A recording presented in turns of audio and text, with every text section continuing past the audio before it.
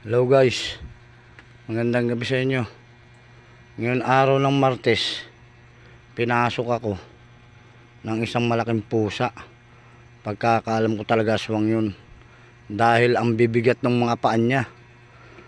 Ginawa ko, nagtago ako rito sa may pinto, nakapatay yung ilaw, madilim dun Ngayon paglapit dito, dahil ito lang yung harang ko, isang banig, sinaksak ko ng balaraw. Ito yung tama niya, Yan.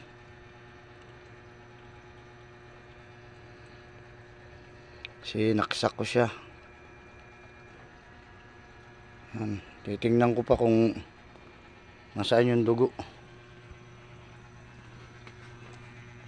Ayun, mayroon siya ron.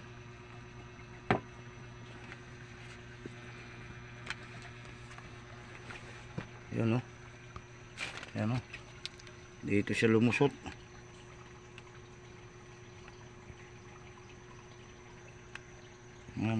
Kitang kita nyo guys, may tama siya bukas yun.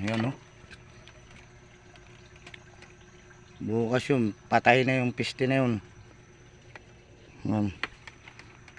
Dito siya tumalon. Yun.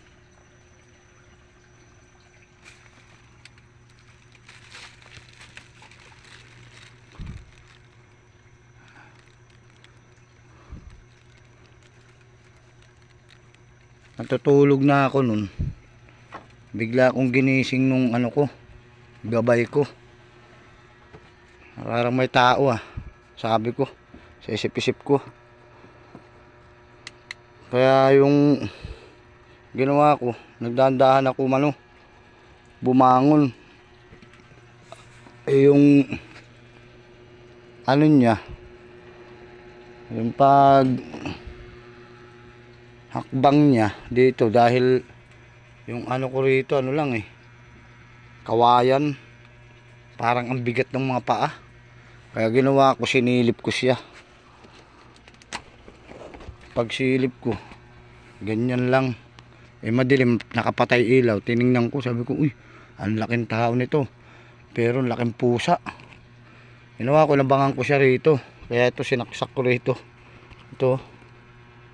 Dito siya kasi papasok na siya Diyan ko tinira siya, tapos doon siya tumalon. Bukas abangan na lang natin kung ano nangyari sa kanya.